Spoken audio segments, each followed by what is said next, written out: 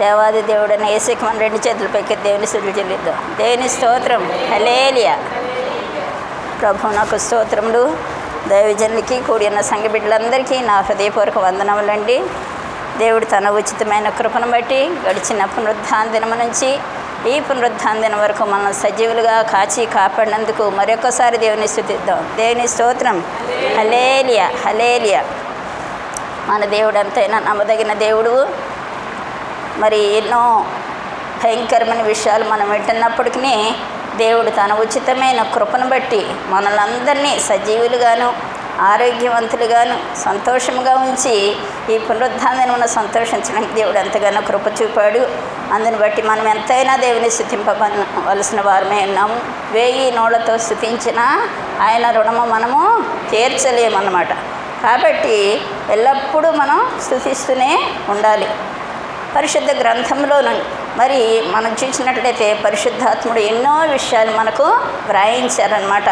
ఎన్నో జంతువుల గురించి, మరి పక్షుల గురించి, నేలపాకు జీవుల గురించి, వృక్షాల గురించి, చెట్ల గురించి అనేక రకమైన విషయాలు పరిశుద్ధాత్ముడు మనకి బోధించాడు. ఈరోజు అంటే బాటనీ వచ్చింది, ఈరోజు అంటే జువాలజీ వచ్చింది, ఈరోజు ఫిజిక్స్ కెమిస్ట్రీ ఈరోజు వచ్చినాయి. కానీ పరిశుద్ధాత్ముడు ఎప్పుడో చెట్ల గురించి, మరి జంతువుల గురించి, పక్షుల గురించి, క్రిమి కీటకాల గురించి కూడా దేవుడు పరిశుద్ధాత్మ దేవుడు బైబిల్ గ్రంథంలో వ్రాయించాడు. సామెతల గ్రంథంలో మనం చూసినట్లయితే 30వ అధ్యాయము 18 నుంచి 28 వచనాలు చూసినట్లయితే చాలా మరి జంతువుల గురించి, చిన్న చిన్న జీవుల గురించి, పక్షుల గురించి, మరి చాలా చిన్న కీటకాల గురించి కూడా అక్కడ వ్రాయబడినట్లుగా మనం చూస్తున్నాం.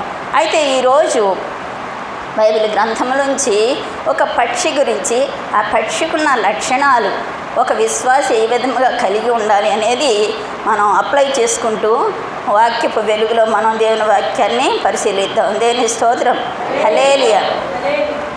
పరిశుద్ధ గ్రంథంలో నుంచి 103వ కీర్తన,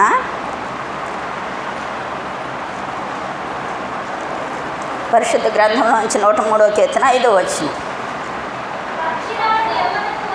పక్షిరాజు యవనం వలె నీ యవ్వనము క్రొత్తదగుచున్నట్లు మేలుతో నీ హృదయంను తృప్తిపరచుచున్నాడు. దేవుని స్తోత్రం. చిన్న ప్రార్థన చేసుకుందామండి. మహాపరిశుద్ధుడా, మహోన్నతుడా, సర్వాధికారి, సర్వశక్తిమంతుడా, జీవముగల యేసురాజా, మీ బంగారు పాదాలకు వందనాలు, స్తుతులు, స్తోత్రాలు. ఆయన ఈ యొక్క పునరుద్ధాన దినమున మాకు ఇచ్చినందుకు మీకు వందనాలు. ఎంతోమంది ఘనులు గొప్పవారు ఈ దినం చూడలేకపోయినారు, కానీ ఏ యోగ్యత లేని దీనిమైన మాకు ఈ పునరుద్ధానం ఇచ్చారు. ఇప్పటి వరకు పాటల ద్వారా, స్తుతి ఆరాధన ద్వారా, సాక్షుల ద్వారా మీరు మహిమ పొంది ఉన్నారు. అయితే ఇదిగో నాయన వట్టిదాన్ని మట్టిదాన్ని, ఏ యోగ్యత లేని దీనురాలు దరిద్రాన్ని ప్రభా, నీ పాదధూళి అనిపించుకునే యోగ్యత లేని దాన్ని ప్రభా, నీ పక్షంగా నిలబడుచున్నాను ప్రభా. నన్ను నీ ఆత్మతో నింపండి. శక్తి చేత కాదు, బలం చేత కాదు బాబు, నీ ఆత్మతో ఆత్మకార్యాలు జరిగించి సమస్త మహిమ ఘనత ప్రభా మీరే పొందండి. వినగల చెవి, గ్రహించగలిగిన హృదయం దయచేయండి. నన్ను నీ సిలువ చాటును మరపచి నీ పరిశుద్ధాత్మతో ఆవరించి ఆయన నీ యొక్క పరిశుద్ధమైన వాక్కు నాకు మాకు తెలియజేసి నీ వాక్యం అనే అర్థమున మా యొక్క స్థితిని మేము నూతనపరచుకోవడానికి కృప చూపమని యేసయ్య పేట మిక్కిలింతో నన్ను నీకు సమర్పించుకుంటున్నాను తండ్రి. ఆమేన్. దేవుని స్తోత్రం. హల్లెలూయా. మనం చదువుకున్న వాక్య భాగంలో మనకు ఒక పక్షి కనిపిస్తుంది. అది పక్షిరాజు. పక్షిరాజు అనేది ఒక చక్కని పక్షి. దాన్ని ఇంగ్లీష్లో ఈగిల్ అని కూడా మనం చెప్పుకుంటాం అన్నమాట. అయితే ఈ పక్షిరాజు చాలా చురుకైనది అన్నమాట. ఇది it lives about 80 years nearly, అంటే ఇంచుమించు 80 సంవత్సరాల వరకు జీవిస్తుంది ఈ పక్షి. అయితే ఈ పక్షిరాజుకున్న లక్షణాలు మనం కొన్ని ఈ దినమందు మనం స్టడీ చేద్దామండి. అది చాలా వేగంగా ఎగురుతుంది, చాలా అలర్ట్గా ఉంటుంది, చాలా యాక్టివ్గా ఉంటుంది. మరి దాని నుంచి ఒక విశ్వాసి ఏ విధంగా మరి లక్షణాలు నేర్చుకోవాలో పక్షిరాజు ద్వారా బైబిల్ గ్రంథంలో మనకు తెలియచేయబడుతూ ఉన్నది. కాబట్టి పక్షిరాజు యవ్వనం క్రొత్తదగుతూ ఉంటుంది అన్నమాట. ఇది ఫస్ట్ లక్షణం అనమాట. an eagle renews its youth అనమాట. an eagle renews its youth. చూడండి, మనం కార్లు ఏం చేస్తాము, ఇన్సూరెన్స్ రెన్యూ చేయించుకోవాలి. పాస్పోర్ట్ ఉంటుంది. పాస్పోర్టు ఆ టెన్యూర్ అవగానే అయ్యే లోపలే మనం రెన్యూల్ చేయించుకోవాలి. అలాగే ఇదివరకు ఎంప్లాయ్మెంట్ కార్డ్స్ ఉండే, ఎంప్లాయ్మెంట్ కార్డ్స్ మరి సంవత్సరం రెన్యూల్ చేసుకోవాలి.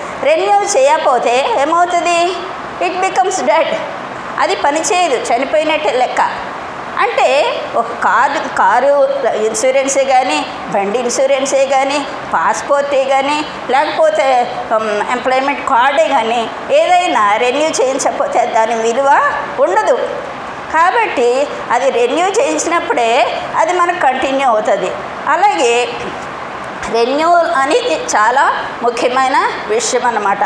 మనం చూస్తే బైబిల్ గ్రంథంలో ఒకే ఒక పక్షి తన యొక్క యవ్వనాన్ని మరి రెన్యూ చేసుకుంటుంది అనమాట.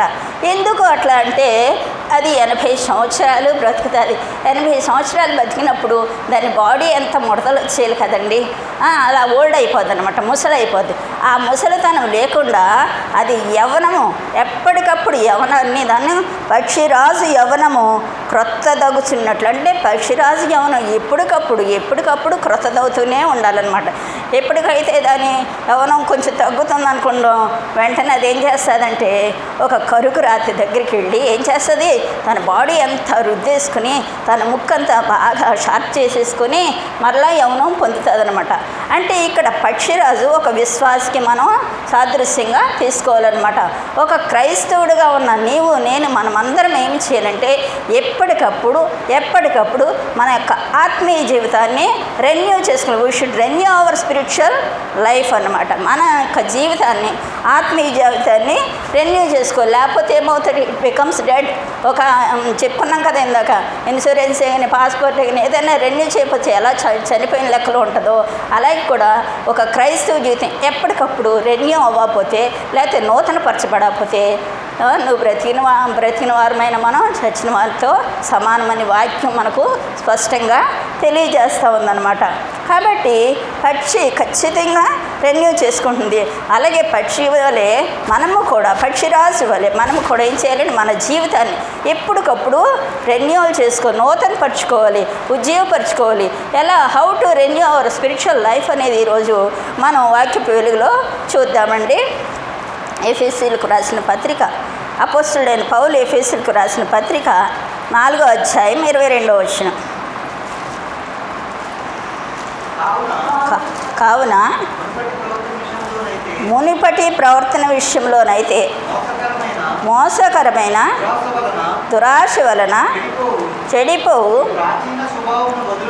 మీ ప్రాచీన స్వభావమును వదులుకొని మీ చిత్తవృత్తి యందు నూతన పరచబడిన వారై నీతియు యథార్థమైన భక్తియు గలవారే దేవుని పోలికగా సృష్టింపబడిన నవీన స్వభావమును ధరించుకుందుము. దేవుని స్తోత్రం, హల్లెలూయా.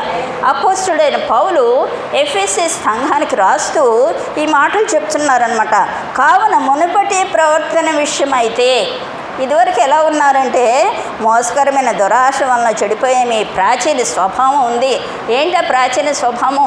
పాత మాటలు, పాత తలంపులు, పాత ఉద్దేశాలు, పాత ఆలోచనలు, దేవునికి విరోధమైన నడకలు, పడకలు, దేవునికి విరోధమైన కార్యాలు ఏమైనా ఉంటే ఆ ప్రాచీన స్వభావం అంతా విడిచిపెట్టి నవీన స్వభావం ధరించాలని అపోస్తలుడైన పౌలు ఎఫెసీ సంఘానికి హెచ్చరిస్తూ ఉన్నాడు. దేవుని స్తోత్రం చెప్దాం, హల్లెలూయా.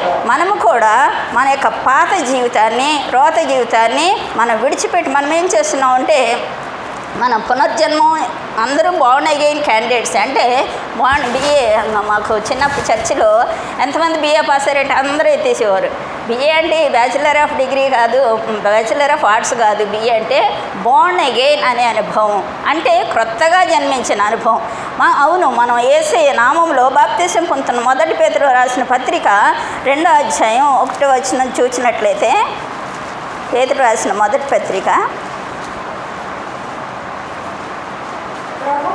ప్రభు దయాళుడని మీరు రుచి చూచిన ఎడల సమస్తమైన దుష్టత్వమును, సమస్తమైన కపటమును, వేషధారణను, అసూయను, సమస్త దూషణ మాటలను మాని క్రొత్తగా జన్మించిన శిశువులను పోలిన వారే నిర్మలమైన వాక్యముని పాలు వలన రక్షణ విషయంలో ఎదుగు నిమిత్తము ఆ పాలను అపేక్షించుడు. దేవుని స్తోత్రం. హల్లెలూయా. ఇక్కడ పేతురు గారు రాస్తున్నారు, ఎందుకంటే ప్రభు దయాళని మనం రుచి చూచి తెలుసుకున్నాం. బార్న్ అగైన్ అంటే మనమందరం నూతన జన్మ అనుభవం కలిగిన వారమే, బాప్తిసం పొందిన బిడ్డలమే. ప్రభువు నా కోసం చనిపోయాడు, నా పాపాల నిమిత్తం ఆయన సిలువ వేయబడి మరణించి తిరిగి మృత్యుంజయుడే లేచాడని మనం అందరం నమ్ముచు ఆయన రక్తమాంసాలు పాల్చిన నీవు నేను మనమందరము కూడా ప్రభువు దయాళని రుచి చూచిన వారము. కాబట్టి సమస్తమైన దుష్టత్వాన్ని, సమస్తమైన కపటాన్ని, సమస్తమైన వేషధారణను, అసూయను, సమస్తమైన దురాశను విడిచి క్రొత్తగా జన్మించిన శిశులు చూడండి. క్రొత్తగా జన్మించిన బిడ్డ ఎంత ప్రెషస్గా ఉంటుంది. ఆ చంటి బిడ్డ, ఆ శిశువు ఎంతో చక్కగా పవిత్రంగా ఉంటుందన్నమాట. అటువంటి శిశువులను పోయిన వారే వాక్యమును పాలను మనం అపేక్షించాలి. ఎలాగా రివైవ్ చేసుకోవాలి, ఎలా ఉద్యోగపరచాలి, ఎలా నూతనపరచుకోవాలంటే మొట్టమొదటిగా మరి వాక్యంతో మనం వాక్యమనే పాలను మనం అపేక్షించడం, పునర్జన్మం కలిగిన వారముగా అంటే బాప్తిసం పొంది నీవు నేను మనమందరము కూడా ఏం చేయాలంటే వాక్యం అనే పాలను అపేక్షించాలి. ఎవరైతే వాక్యం అనే పాలను అపేక్షిస్తారో చూడండి, ఒక చంటి బిడ్డకి పాలు పట్టినప్పుడు బిడ్డ హెల్తీగా ఉంటుంది. అలాగే మనం కూడా రక్షణ పొందిన మనము వాక్యం అనే పాలను అపేక్షించినప్పుడు మనము కూడా ఆత్మీయ జీవితంలో హెల్తీగా ఉంటాం. ఏ దుష్టత్వం కానీ, ఏ దూషణ కానీ, ఏ అసూయ కానీ, ఏ యొక్క పాపం కానీ మనం అంటకుండా కాపాడబడాలి అని అంటే పక్షిరాజు తన యవనాన్ని క్రొత్త చేసుకున్నట్లు మన యొక్క ఆత్మీయ జీవితం నూతనపరచబడాలంటే వాక్యం అనే పాలను అపేక్షించాలి. దేవుని స్తోత్రం చెప్దాం. హల్లెలూయా. ఎందుకంటే అపొస్తలుడైన పౌలు 2 కొరింథీ 5:17 అంటాడు. ఏమంటాడంటే కాగా ఎవడైనా క్రీస్తు నందున్న ఎళ్ళవాడు నూతన సృష్టి, పాతవి గతించును, ఇదిగో సమస్తమును క్రొత్తవాయును. దేవుని స్తోత్రం. హల్లెలూయా. రక్షించబడిన ప్రతి బిడ్డ కూడా టైం టు టైం తన యొక్క ఆత్మీయ జీవితాన్ని ఉద్యోగపరుచుకుంటూ ఉండాలి. ఎలాగైతే పక్షిరాజు time to time it renews it's youth, అలాగే మనము కూడా ప్రతి ఒక్క సమయంలో మనం ఏంటి అమ్మో మనం మాత్రాన్ని దేన్నన్నా తప్పిపోతున్నానేమో ప్రభువా నన్ను క్షమించు, ఎప్పటికప్పుడు మన యొక్క ఆత్మీయ జీవితాన్ని శుద్ధి చేసుకుంటూ ఉండాలి. వాక్యం అనే వెలుగులో, వాక్యం అనే అద్దములో మన యొక్క జీవితాన్ని సరిచేసుకుంటూ ఉండాలి. అప్పుడు మనం ఎలా ఉంటాం? నూతనంగా జన్మించిన శిశువులను పొందిన వారిగా ఉంటామన్నమాట. ప్రాచీన స్వభావం విడిచిపెట్టాలి, పాత తలంపులు వదిలిపెట్టాలి, పాత ఉద్దేశాలు వదిలిపెట్టాలి, దేవునికి విరోధంగా మన చేతులతో చేసిన దోషాన్ని విడిచిపెట్టాలి, మన యొక్క కాళ్ళతో చేసిన పాపాన్ని విడిచిపెట్టి దేవుని సువార్త చెప్పడానికి పరుగులెత్తే పాదాలుగా మన పాదాలు ఉండాలి. దేవుని కార్యాలు చేసే చేతులుగా మన చేతులు ఉండాలి. దేవుని యొక్క మాటలు వినే వాటికి మన చెవులు ఉండాలి. దేవుని యొక్క మరి కార్యాలను చూసేవాళ్ళంగా, లేకపోతే దేవుని యొక్క విషయాన్ని వీక్షించే వాళ్ళంగా ఉండాలి తప్ప ఏ దురాశ కానీ, ఏ అసూయ కానీ, ఏ ద్వేషం కానీ, ఏ అల్లరితో కూడిన ఆటపాటలు కానీ దేవునికి మరి ఇష్టమైనవి కావన్నమాట. కాబట్టి మనము ఈ సమస్తమైన కల్మషాన్ని విడిచిపెట్టి నూతనమైన జీవితం జీవించాలంటే వాక్యం అనే పాలను అపేక్షించాలి. దేవుని స్తోత్రం చెప్దాం. హల్లెలూయా. అందుకనే తీతుకు రాసిన పత్రిక 3వ అధ్యాయం 5వ వచనంలో ఒక మాట చెప్తాడు చూడండి. తీతుకు రాసిన పత్రిక 3వ అధ్యాయం 5వ వచనం, మనము నీతిని అనుసరించి చేసిన క్రియమూలముగా కాక పునర్జన్మ సంబంధమైన స్నానము ద్వారాను పరిశుద్ధాత్మ మనకు నూతన స్వభావము కలుగు చేయటం ద్వారాను. హల్లెలూయా. దేవుని స్తోత్రం. హల్లెలూయా. చూడండి, మనం నీతిని అనుసరించి చేసిన క్రియల మూలంగా మనం ఏదో నేను మంచి చేశాను, నేను ఎన్నో పుణ్యకార్యాలు చేశాను, ఏదో ధర్మకార్యాలు చేశాను, అది చేశాను, ఇది చేశానని మనం క్రియల మూలంగా మనం నీతిమంతులుగా కాదు. కానీ ఆయన తన కనికరాన్ని చొప్పున పునర్జన్మ సంబంధమైన స్నానం అంటే బాప్తిస్మం ద్వారా పరిశుద్ధాత్మ మనకు నూతన స్వభావం ఇస్తా ఉన్నాడు. ఏమండి, నేను ఎవ్వరికి ఏ పాపం చేయలేదండి, ఎవ్వరికి ఏ హాని అని చేయలేదండి, నేను చాలా మంచి పనులు చేశానండి, నేను చాలా పుణ్యకార్యాలు చేశానండి, నేను చాలా ధర్మకార్యాలు చేశానండి, పేదలకు అది ఇచ్చాను, అది ఇచ్చాను, ఇది ఇచ్చాను అని చెప్పి మనం సరిపెట్టుకోవడం కాదు. పునర్జన్మ స్నానం అంటే బాప్తిస్మం is a must for each and every Christian. అంటే బాప్తిస్మం అనేది తప్పనిసరిగా తీసుకోవాలి. ఏంటంటే మన పాపం విషయమే, శాపం విషయమే చనిపోయి క్రీస్తు విషయమే లేపబట్టమే బాప్తిస్మం. అదే పునర్జన్మ స్నానం అంట. కాబట్టి అటువంటి పునర్జన్మ స్నానం ద్వారా పరిశుద్ధాత్మ మనకు నూతన స్వభావం ఇస్తాడనమాట. అందుకనే బాప్తిసం పొంది పైకి లేవగానే దైవజన్ ఏం చెప్తారంటే, మరణం వరకు నమ్మకంగా ఉండు, ఇక పాత జీవితాన్ని, రోత జీవితాన్ని, దేవునికి విరోధమైనది మాట, తలంపు, ఉద్దేశం, ఆలోచన నీలో రాకూడదు, దేవుని కొరకు బ్రతికమ్మ, దేవుని కొరకు జీవించు అని చెప్పి దైవజనులు చెప్తూ ఉంటారనమాట. కాబట్టి మనము పరిశుద్ధంగా నూతనమైన శిశువుల్లాగా ఉండాలంటే వాక్యం అనే ముందు బాప్తిసం పొందాలి, తర్వాత వాక్యం అనే పాలను అపేక్షించాలి. అప్పుడు క్రైస్తవ జీవితం అంతా నూతనపరచబడుతూ ఉంటుంది అనమాట. పక్షిరాజు తన యవనాన్ని ఏ విధంగా నూతనపరుచుకుంటుందో అలాగే క్రైస్తవుడు తన యొక్క ఆత్మీయ జీవితాన్ని ఎప్పటికప్పుడు నూతనపరుచుకుంటూ ఉంటారు. అయితే ఈ యొక్క పక్షిరాజు తన యొక్క శరీరాన్ని ఆ బండకేసి కరుకురాతికేసి రుద్దుకున్నప్పుడు దాని ఒళ్ళంతా పులిసిపోద్దండి. 1 వీక్ అంటే it won't take food for 1 week, అంటే కనీసం వారం రోజుల వరకు అది ఆహారం తెలియదు. ఎందుకంటే అంత బాధ అయినా సరే అది ఓర్చుకుంటుంది. ఓర్చుకుని తన యొక్క ముడతలో it wants to get rid of her wrinkles, అంటే దాని యొక్క ముడతలన్నీ పోవాలి, నేను ఎప్పుడూ నవయవనంగా కనబడాలని పక్షిరాజు ఎంతో చక్కగా కష్టమైనా సరే బాధ అయినా సరే ఓర్చుకుని నూతన యవనం పొందుకుంటుంది.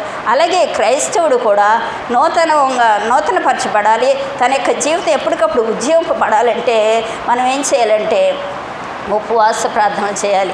ఉపవాస ప్రార్థన అనేది విశ్వాసాన్ని బలపరిచేదిగా ఉంటుందన్నమాట.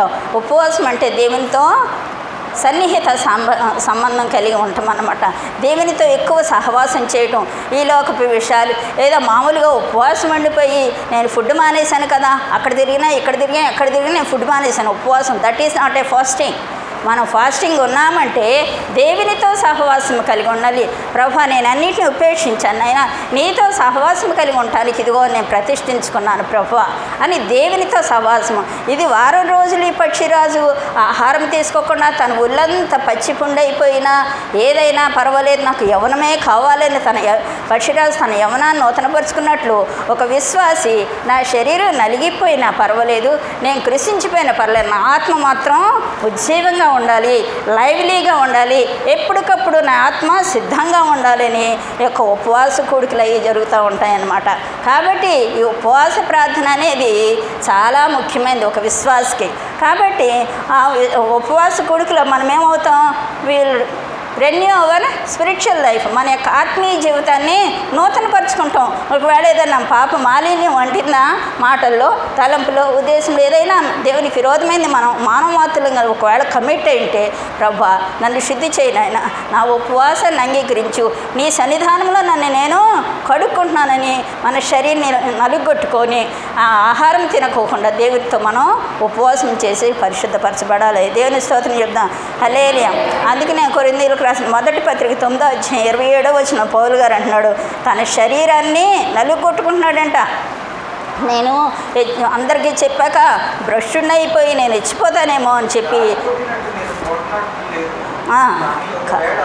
ఒకవేళ ఇతరులకు ప్రకటించిన తర్వాత నేనే భ్రష్టుడైపోదునని నా శరీరంను నలుగగొట్టుకుంటున్న దేవుని స్తోత్రం. హల్లెలూయా.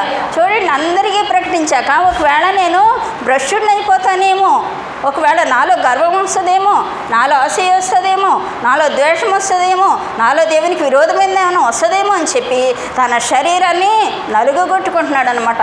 ఇగో పక్షిరాజు తన యొక్క యవనాన్ని మరి నూతనపరుచుకున్నట్లుగా తన శరీరాన్ని ఎంతగానో పచ్చిపుండు చేసేసుకున్నట్లుగా ఆహారం తినకపోయినా సరే దాన్ని అన్నీ ఓర్చుకుని ఎప్పటికప్పుడు రెన్యూ చేసుకుని ఇట్ రెన్యూస్ ఇట్స్ యూత్ అనమాట. అలాగే మనము కూడా మన యొక్క జీవితాలకి, మన ఆత్మీయ జీవితాన్ని ఏ విధంగా ఉజ్జీవపరచుకోవాలంటే మనము కూడా చక్కగా మన శరీరాన్ని నలుగొట్టుకుని అయినా సరే ఆత్మని సిద్ధంగా ఉంచుకోవాలి. దేవుని స్తోత్రం చెప్దాం. హల్లెలూయా. కాబట్టి పక్షిరాజు యొక్క మొదటి లక్షణం ఏంటంటే తన యవ్వనాన్ని నూతనపరుచుకుంటుంది అనమాట. అలాగే ఒక విశ్వాసి కూడా తన యొక్క ఆత్మీయ జీవితాన్ని ఎప్పటికప్పుడు ఉజ్జీవపరచుకోవాలి. అది మొదటి లక్షణంగా పక్షిరాజు నుంచి మనం నేర్చుకోవాల్సింది. దేవుని స్తోత్రం చెప్దాం. హల్లెలూయా. రెండో లక్షణంగా చూసినట్లయితే యెషయా గ్రంథం 40వ అధ్యాయం 31వ వచనం.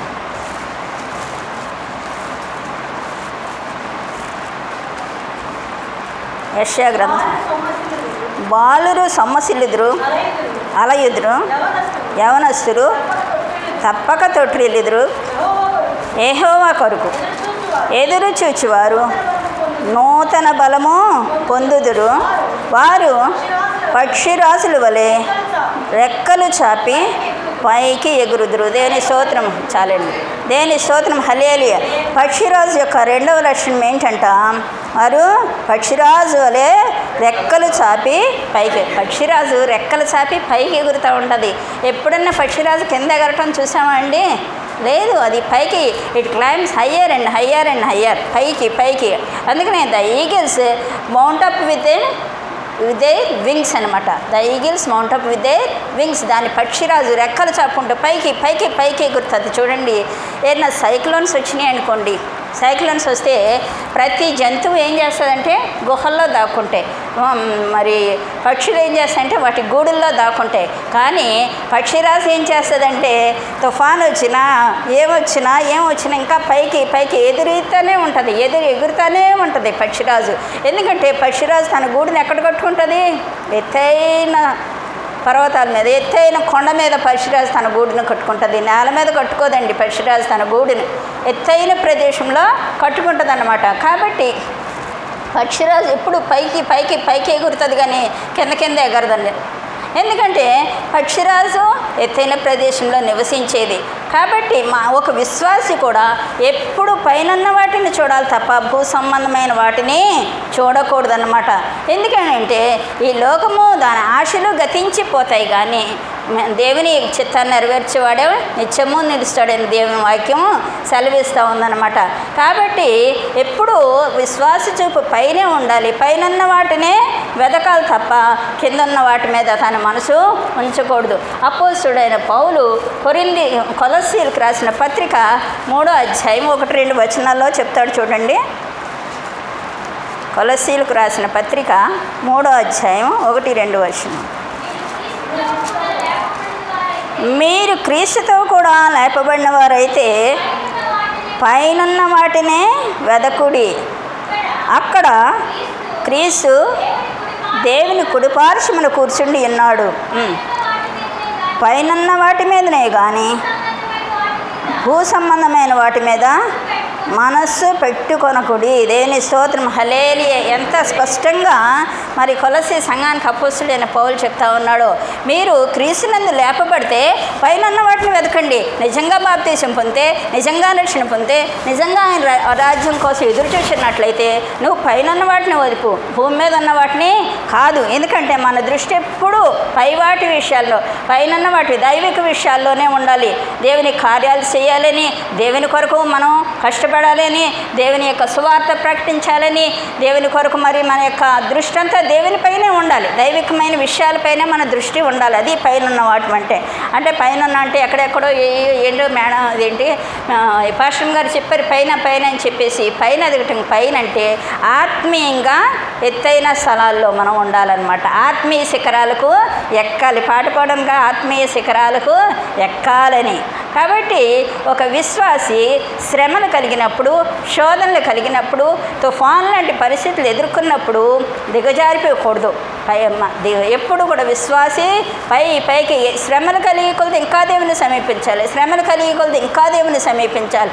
అలాగే దేవునికి దగ్గర అవ్వాలి. అందుకని దావీదు కీర్తన 119వ అధ్యాయంలో చెప్తాడు చూడండి.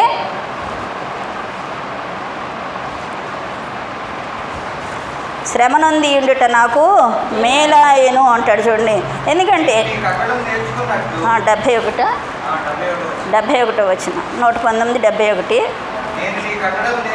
నేను నీ కట్టడం నేర్చుకున్నట్లు శ్రమ నొంది ఉండుట నాకు మేలైన. దేవుని స్తోత్రం, హల్లెలూయా. శ్రమ నొంది ఉండుట ఎందుకు మేలైందంట? దేవుని కట్టడాలు నేర్చుకోవడానికి, ఆయన ఆజ్ఞను అనుసరించి నడుచుకోవడానికి శ్రమగాలుగా ఒక మునుపు నేను త్రోవ విడిచితిని, ఇప్పుడు నీ త్రోవలో నడుచుకుంటున్నా అన్నాడు. 119 కీర్తన 60వ వచనం 67లో. కాబట్టి మనం శ్రమ కలుగక ముందే త్రోవ విడుస్తున్నామేమో, శ్రమ కలిగినప్పుడు దేవునికి ఇంకా దగ్గర అవుతాం అనమాట. అందుకనే శ్రమ నొంది ఉండుట నాకు మేలాయేను అంటున్నాడు. అందుకనే 61వ కీర్తన 2వ వచనం అంటాడు. మనం చదువుకున్న కీర్తన 2వ వచనం ఏమంటాడంటే, నేను ఎక్కలేనంత ఎత్తైన కొండపైకి నన్ను ఎక్కించుము. ఎస్, మనం ఎక్కలేనంత ఎత్తైన కొండపైకి ఎక్కినప్పుడు, అంటే కొండ అనుభవం మనకున్నప్పుడు మన యొక్క ఆత్మీయ జీవితం దినదినాభివృద్ధి పైకి పైకి పైకి వెళ్తాం, దేవునికి దగ్గరగా చేరుతాం తప్ప మన కింద చూస్తే మనం దేవునికి దూరం అయిపోతాం. అందుకనే మన దృష్టి ఎప్పుడు పైనున్న వాటిపైనే ఉంచాలన్నమాట. పైనున్న వాటిపైన మన దృష్టి ఉంచాలి. అంటే ఈ లోకంలో అవసరమైనవి కావాలి కాదు అని చెప్పట్లేదు, అవసరమైనవి ఉండాలి, మనం వాడుకోవాలి కాదు, వీటి మీద మన దృష్టి పెట్టకూడదు. పైన ప్రభువా నీ రాజ్యము శాశ్వతమైనది, నీ రాజ్యములో నేను ఉండాలి, నీ రాజ్యములో నేను చేరాలంటే నీకు ఇష్టమైన బిడ్డగా నేను ఉండాలి అని వాక్యమనే పాలన అపేక్షిస్తూ మనం ఏం చేయాలంటే పైన వాటిని దేవుని కార్యాలను వెతకాలన్నమాట. ఎటువంటి మరి సైక్లోన్ అంటే ఎటువంటి తుఫాన్లు వచ్చిన విశ్వాసి భయపడు. ఎందుకంటే చూడండి భక్తుడు ఏమని పాడుతున్నాడు, గాలి తుఫాను రేగి అలలు పొంగిన, గాలి తుఫాను రేగి అలలు పొంగిన, విశ్వాస నావ మునిగి కొట్టబడిన, విశ్వాస నావ మునిగి కొట్టబడిన, సముద్రము పొంగి నురుగు కట్టిన, సముద్రము పొంగి నురుగు కట్టిన, యేసు ప్రభు మనతో నుండ భయము లేదుగా, యేసు ప్రభు మనతో నుండ భయము లేదుగా. హల్లెలూయా హల్లెలూయా హల్లెలూయా హల్లెలూయా హల్లెలూయా. అవునండి, మనము పైకి అనుభవం కలిగి మరి దేవుని ఆత్మీయ స్థితిలో మనకు ఎప్పుడైతే పైకి వెళ్తామో గాలి తుఫాను రేయి పొంగినా కూడా మనము భయపడము.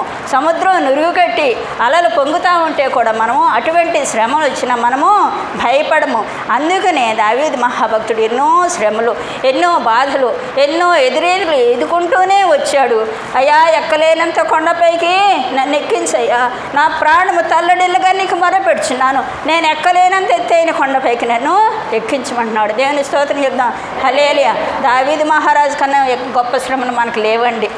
ఎందుకంటే దావీదు మహారాజు మరి తన యొక్క పిల్లనిచ్చిన మావతో తరుంబడ్డాడు, కన్న కొడుకుతో తరుంబడ్డాడు, ఎంతో భయంకరం తన యొక్క మరి సన్నిహితులతోనే తరుంబడ్డాడు. ఎంతో భయంకరమైన వేదన నలిగిపోయిన పరిస్థితులు దావీదు మహారాజు జీవితంలో మనం చూస్తున్నాం.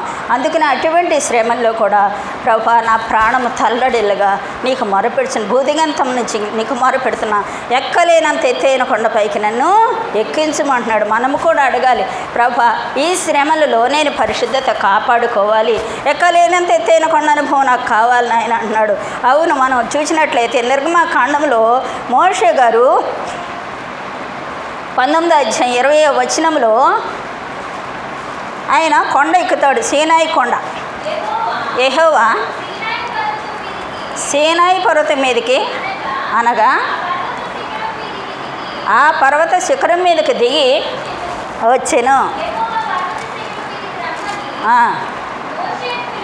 మోషేని పిలువగా మోషే ఎక్కిపోను. దేవుని స్తోత్రం, హల్లెలూయా. దేవాది దేవుడైన యెహోవా దేవుడు మోషేకి సెలవిస్తున్నాడు, ఓ మోషే నువ్వు సీనాయి పర్వతం మీదకి రా, నేను అక్కడికి వస్తాను, నీతో మాట్లాడతాను, నా మహిమని కనుపరుస్తాను, అక్కడికి రా అని చెప్తా ఉన్నాడు. వెంటనే మోషే ఏం చేశాడు, సీనాయి పర్వతం ఎక్కేశాడు. ఆ సీనాయి కొండ ఎక్కాడు, దేవుడు అక్కడ ఆయనకు ప్రత్యక్షమయ్యాడు, దేవుని మహిమను పొందుకున్నాడు.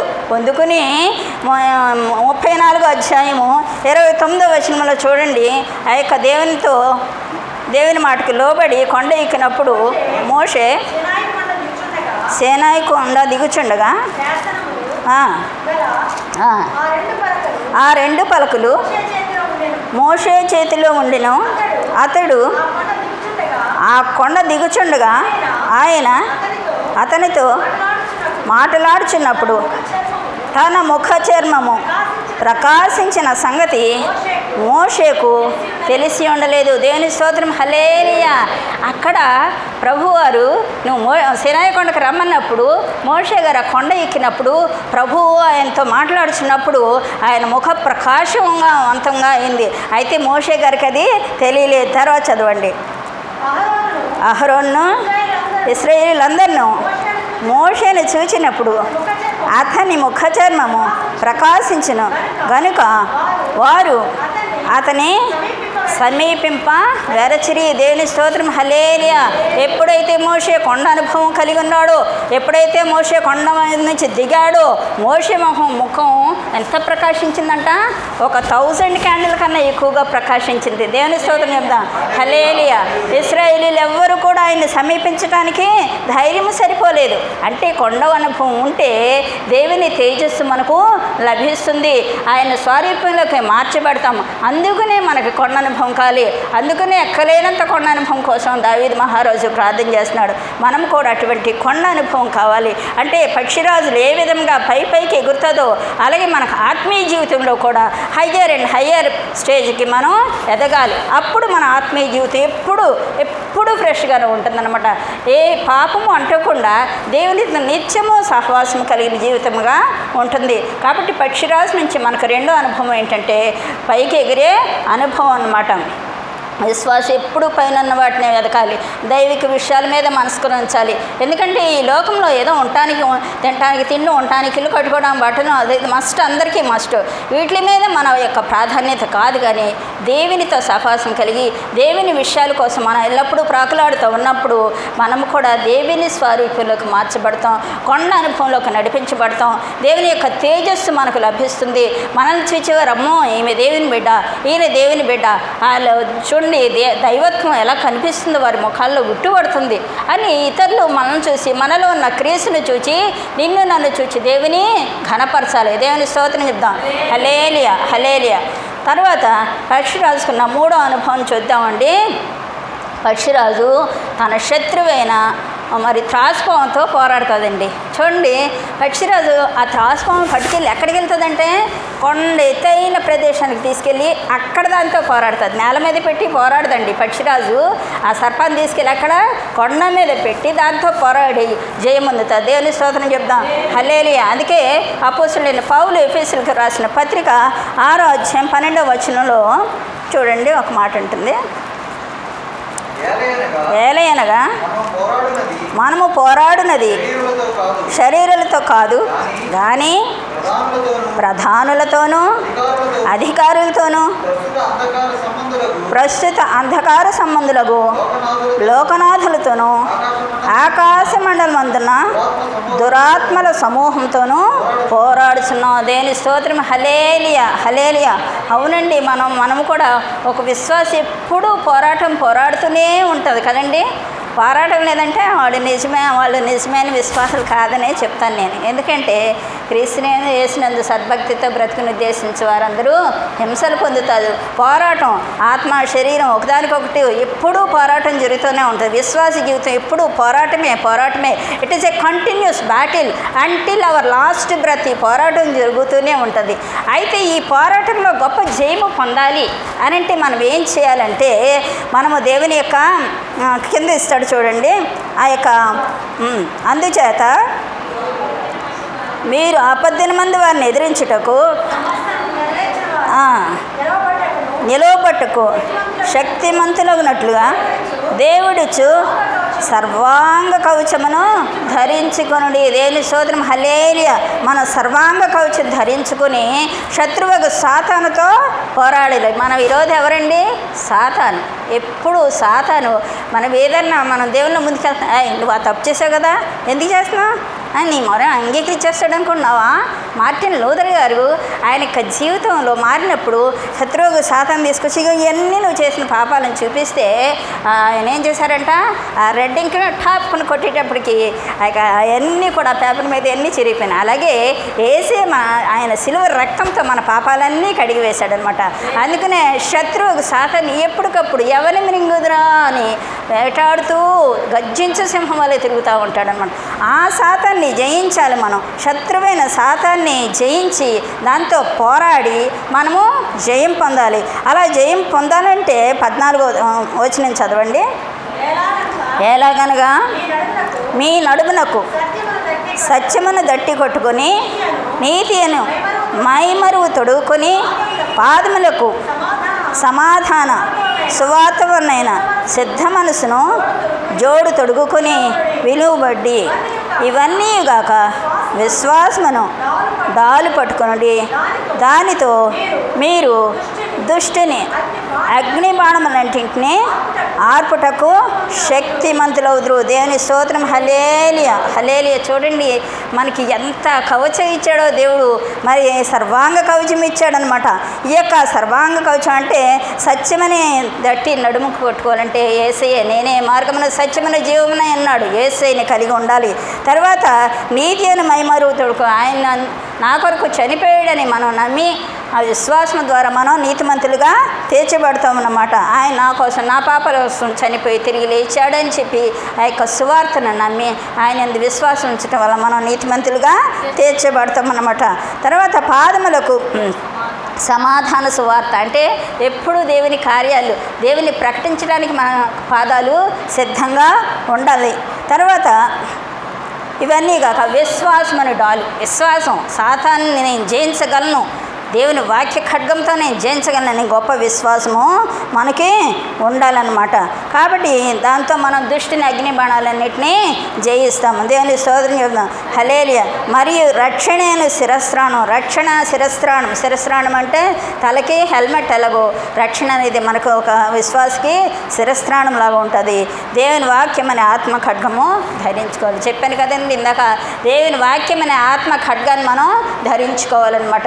ఎప్పుడైతే మనం వాక్యాన్ని మన హృదయంలో భద్రం చేసుకుంటామో అప్పుడేమవుతుందండి, మన యొక్క ఆత్మ బలపడుతుంది అన్నమాట. ఆత్మ బలపడుతుంది. ఎప్పటికప్పుడు పక్షిరాజు తన యవనాన్ని నూతనపరుచుకున్నట్లు విశ్వాస కూడా తన క్రైస్తవ జీవితాన్ని బలపరుచుకోవాలంటే వాక్యమనే ఖడ్గము, ఆ యొక్క శత్రువుకు సాతాను చేయించాలంటే వాక్యమనే ఖడ్గాన్ని చేతిని పట్టుకోవాలన్నమాట. దీంతో పాటు ఏం చేయాలి, కన్నీటి ప్రార్థన మనకు ఉండాలి, ఏకాంతి ప్రార్థన మనకు ఉండాలి, విశ్వాసంతో కూడిన ప్రార్థన ఉండాలి, పట్టుదలతో కూడిన ప్రార్థనా శక్తిని మనం కలిగి ఉన్నప్పుడు సాతాన్ని జయిస్తాం. పక్షిరాజు ఎలాగైతే ఎత్తైన ప్రదేశానికి వెళ్ళి తన శత్రువైన మరి ఆ యొక్క ఆ యొక్క త్రాసుపామును ఎలాగైతే చంపేస్తుందో అలాగే మనం శత్రువుకు సాతాను జయించాలంటే రక్షణ అనే శిరస్త్రాణం ధరించి పట్టుదలతో కూడిన ప్రార్థనతో మనం సాతాన్ని జయిద్దాం. దేవుని స్తోత్రం చెప్తాం. హల్లెలూయా. పక్షిరాజుకున్న ఇంకొక లక్షణం లాస్ట్గా చెప్పుకుందామండి. ద్వితీయోపదేశకాండం 32వ అధ్యాయం 11వ వచనం. ద్వితీయోపదేశకాండం 32:11. పక్షిరాజు తన గూడు రేపి తన పిల్లలపైనే అల్లాడుచు రెక్కలు చాపుకొని వాటిని పట్టుకుని యెహోవాని నడిపిస్తుంది. దేవుని స్తోత్రం. హల్లెలూయా. పక్షిరాజు తన గూడును రేపి తన పిల్లలను అల్లాడుచు రెక్కలు చాపి వాటిని పట్టుకొని. చూడండి, పక్షిరాజు యొక్క ఇంకో లక్షణం ఏంటంటే తన గూడుని రేపుతుంది అన్నమాట. అప్పటి వరకు గూట్లో పిల్లల్ని చక్కగా చూసుకుంటుంది, చక్కగా దాన్ని సంరక్షించుకుంటా అటు పిల్లల్ని. కానీ ఒక్కొక్కసారి దాని గూడును రేపుతుంది. ఎందుకు గూడును రేపుతుంది అంటే ఆ పిల్లలకు కూడా ఎగరటం నేర్పించాలి, ఆ పిల్లలకు కూడా ఆహారం తెచ్చుకోవడం సమకూర్చుకోవడం నేర్పించాలని వాటి గూడును రేపుతూ ఉంటుంది. దేవుని స్తోత్రం చెప్తాం. హల్లెలూయా. అన్ ఈగిల్ స్టిరత్ అప్ ఇట్స్ నెస్ట్ అనమాట. అన్ ఈగిల్ స్టిరత్ ఇట్స్ నెస్ట్ అనమాట. దాని యొక్క గూడుని రేపుతుంది. ఎందుకు రేపుతుంది అని అంటే దాని పిల్లలు కూడా ఆహారం తిట్టడం నేర్చుకోవాలి, ఆహారం సమకూర్చుకోవడం నేర్చుకోవాలి, ఎగరటం నేర్చుకోవాలని అది ట్రైనప్ చేయటానికి తన పిల్లల్ని కోసం గూడు రేపుతుంది. ఎస్, ఒక క్రిస్టియన్కి చక్కగా దేవుడు ట్రైనప్ చేస్తాడు. ఎలాగంటే శ్రమల ద్వారా. శ్రమలు వచ్చేటప్పటికి ఏంటి అన్నీ నాకేనా, ఈ శ్రమలన్నీ నాకేనా అని చెప్పి మనం అనుకోకూడదు. ఎందుకంటే ఆ శ్రమల వల్ల మనకు దేవుడు విధేయత నేర్పిస్తాడు. శ్రమల వల్ల మనకు మరి గొప్ప సంతోషాన్ని ఇస్తాడు.